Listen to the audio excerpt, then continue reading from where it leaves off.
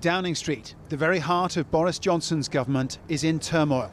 Among a stream of damaging leaks and revelations in recent days, the question of exactly how the renovations of Johnson's Downing Street apartment were paid for have been front-page news.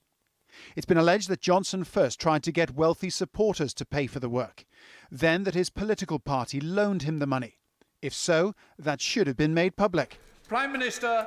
The Electoral Commission is now involved, and at the weekly session of Prime Minister's Questions, the opposition Labour Party smelled blood.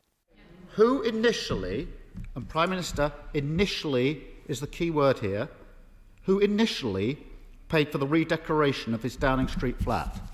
Prime Minister. Mr. Speaker, I think I've answered this question several times now, and the answer is that I have covered the costs. I have met the requirements that I've been obliged to meet in full. What do we get from this Prime Minister and this Conservative government? Dodgy contracts, jobs for their mates and cash for access. And who's at the heart of it? The Prime Minister, major sleaze sitting there.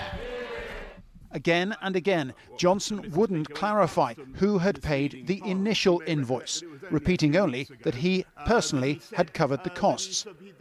Regional and local elections are just a week away, and opinion polling suggests the controversies are starting to affect voter sentiment.